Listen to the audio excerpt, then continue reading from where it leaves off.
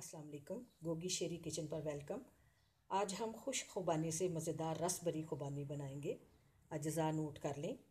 खुबानी आध पाव या 125 ग्राम, गुड़ 2 टेबलस्पून हम लेंगे।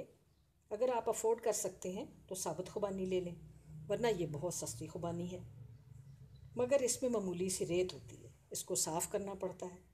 ये मैंने 1 घंटे पहले भिगोई थी। अब ये नरम पड़ चुकी है और आसानी से साफ़ हो सकती है।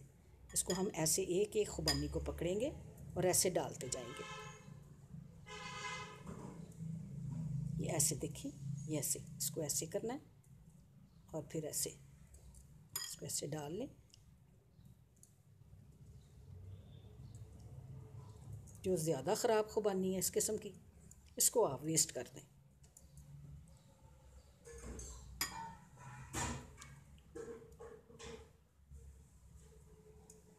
उसके बाद जो पानी बच जाएगा तो आपने इसको ऐसे करके आहिस्ता आहिस्ता करके पानी इसमें डालते जाना है, और नीचे जो बच जाएगा पानी उसको आपने रहने देना है। थोड़ा सा पानी आपने रहने देना है क्योंकि उसमें रेत होगी।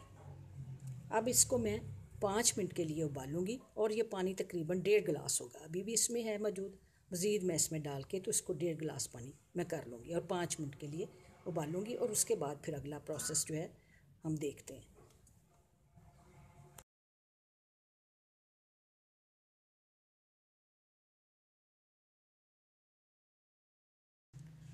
अच्छा, ये देखें, थोड़ा सा पानी रह गया, तो इसको हमने इसमें शामिल नहीं करना। और इसमें रेत है, काली काली सी रेत आपको नज़र आएगी जब आप बनाएंगे, तो ये इसमें रेत के ज़र्रे होंगे थोड़े छोटे छोटे से।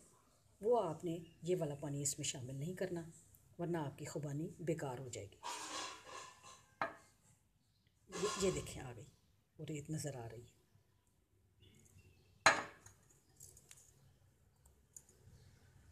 5 मिनट मैंने खुबानी को उबाल लिया है और अब ये हमारे पास साफ़ शफाफ खुबानी तैयार है। अब मैं इसे ठंडा होने दूंगी।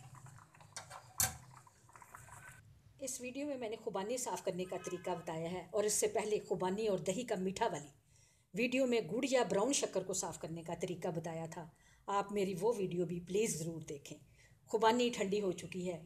ये मेरे पास गुड़ की चाशनी मौजूद है। मैं अपनी पसंद के मुताबिक इसमें मीठा डालूँगी। इसी तरह आप भी 1 चम्मच या इससे ज़्यादा मीठा डालें। फल आजकल बहुत महंगे हैं, आपको पता ही है, तो ये कोई परेशानी की बात नहीं। हम चंद रुपयों से खुबानी का रस भरा मीठा तैयार करेंगे। आप इसे प्लीज़ फ्रिज या फ्रीज़र में रख कर यख ठंडा करके खाएं और खूब मज़े लूटें। दुआओं में याद रखें। गोगी शेरी को सब्सक्राइब करें। Thank you. अल्लाह हाफिज़।